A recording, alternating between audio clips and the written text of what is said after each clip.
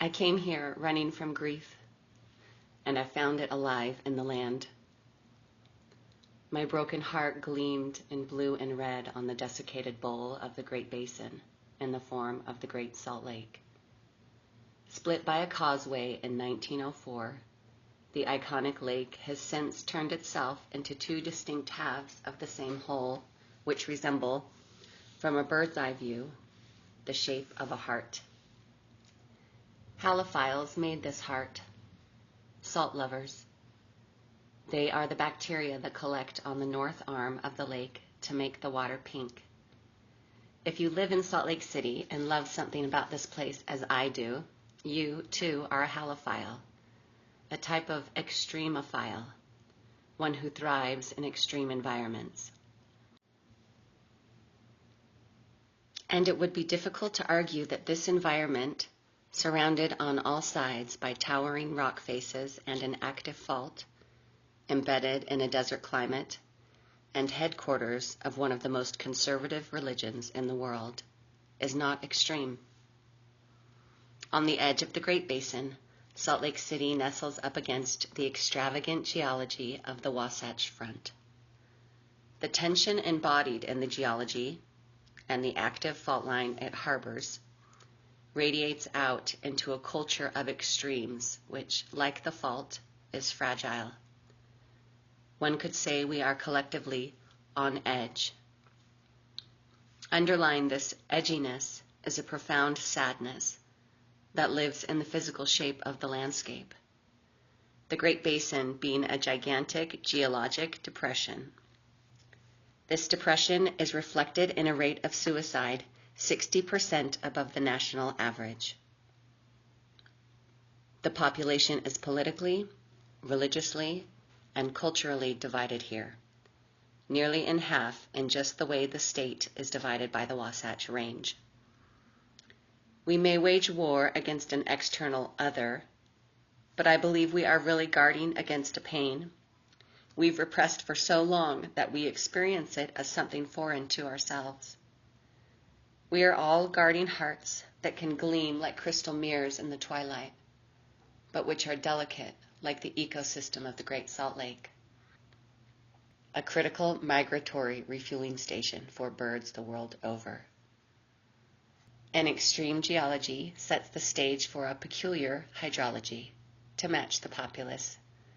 With no outlet to the sea, water that flows into the Great Basin carries memory inward, to pool in the center, or upward, to evaporate and be lost to the larger cycles of time and atmospheric phenomenon. And as Utah native Jared Farmer has written, collective memory involves forgetting as much as remembering. The story of the native people who inhabited this basin thousands of years before the Mormon settlers arrived, for example, is an oft-forgotten or misconstrued tale. It was their displacement which allowed for the founding of a headquarters for Mormonism, a religion indigenous to the United States, and the only colonial U.S. population that speaks of having a homeland in the Native American sense, an endemic spiritual geography. Clearly, place has been intimately connected to spirituality for the Mormons, and they, like the water, remained. The founder of the religion, Joseph Smith, sought a place apart and a center place for the gathering. Perhaps unknowingly, he was leading his followers toward the heart, as any good religious leader would. Because his spirituality wished to be grounded in geography, its sought-after heart was made literal in the Great Salt Lake. But there is a shadow that haunts this religious monopoly, and that is the fate of the natives who were robbed of their homeland, their center place. This shadow we don't often confront because the remaining tribes have been relegated to the most uninhabitable places in Utah, the prime example being the Goshutes in the West Desert, some of the most toxified land in the country and neighboring a weapons testing facility. This is where the memory of this place is most alive and most aversive.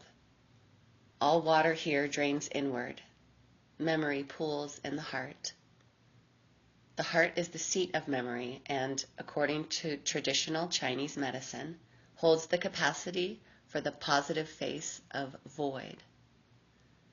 In Western mystical traditions, the void was considered the transcendent ground of being, or an ineffable emptiness at the center of everything. Traditional Chinese medicine uses the term void of heart to describe a healthy heart, which contains a field of pure potentiality or a fullness brimming with consciousness. This is our collective potential, but it is shadowed by forgetting. Leaden and weighted as it is, the memory and the grief it carries must be churned to the surface. In the story of the churning of the cosmic ocean, a Vedic version of an alchemical process, it is the god Shiva that drinks in the poisonous gases as they rise up and out of the ocean, which is churned by the gods on one end of the rope and demons on the other, to make the nectar of immortality, Amrita. He holds it in his throat so that the show can go on. Are we not all a little bit of Shiva? I wake up coughing at night on days when the air is saturated with exhaust fumes. Who does not suffer from a sore throat after a long winter of slow suffocation on our city's poison, which we ourselves have churned to the surface, holding one end or the other of the rope which turns the spindle? This geologic pot was once filled with something like a cosmic ocean. A gigantic prehistoric inland sea saturated the Great Basin. Today we can see the memory of Lake Bonneville, which covered most Utah and parts of Idaho and Nevada, written in terraces on the walls of the Wasatch. The liquid has already been through millennia of alchemical processes to be distilled and concentrated into the shape of a hydrologic heart. What remains is our Amrita, our healing tonic, and what, aside from its form in a heart, most defines it. The Great Salt Lake in both name and composition is defined by salt. It is the largest saltwater lake in the Western Hemisphere and the 8th largest terminal lake in the world. While its salinity is somewhere between the ocean and the Dead Sea, its waters are concentrated enough with salt to float the human body like a raft on its surface.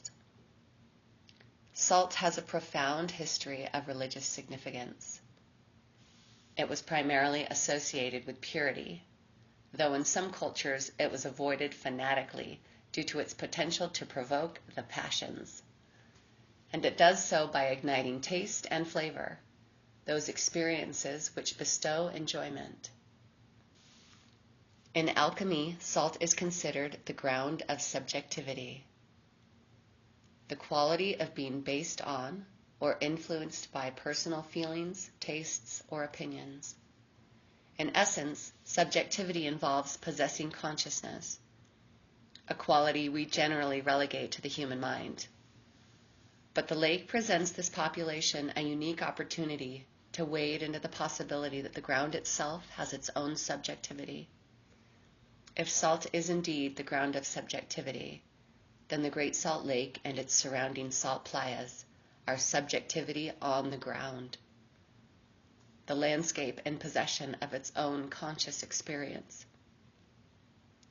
This is the medicine, the Amrita, or alchemical gold, it offers, if we are to accept.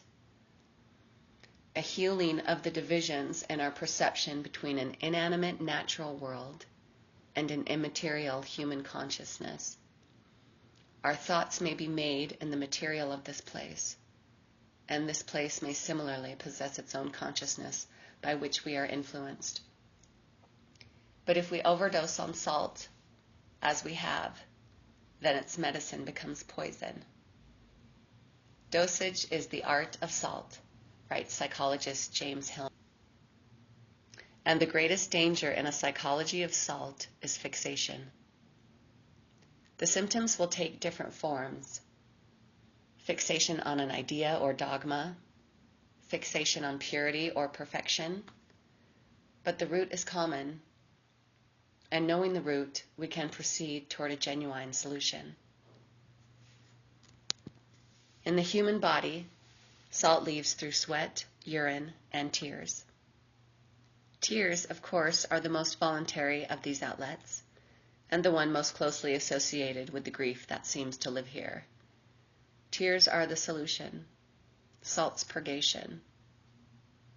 Perhaps not physical tears, but a sentiment of softness to dissolve the inner crustaceans where entire species of thought patterns may have taken up habitation to guard against pain. Pain of repressed collective and personal memory and buried grief. Pain of the forgetting of the living web we are entangled with. Pain of waking up inside a life that has not actually been lived. Salt becomes medicine when we are no longer driven by its unconscious influence. Then we get to decide its dose, rather than having it forced on us in whatever brand of fanaticism we subscribe to. When we see our fervent thoughts as driven by the environment we inhabit, then we can unfix our psychology from the compulsions of place and free place from its environmental neurosis.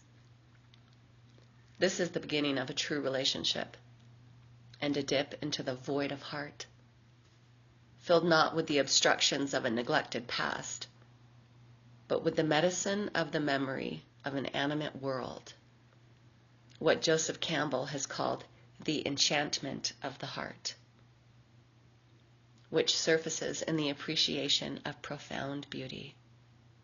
We are lovers of salt.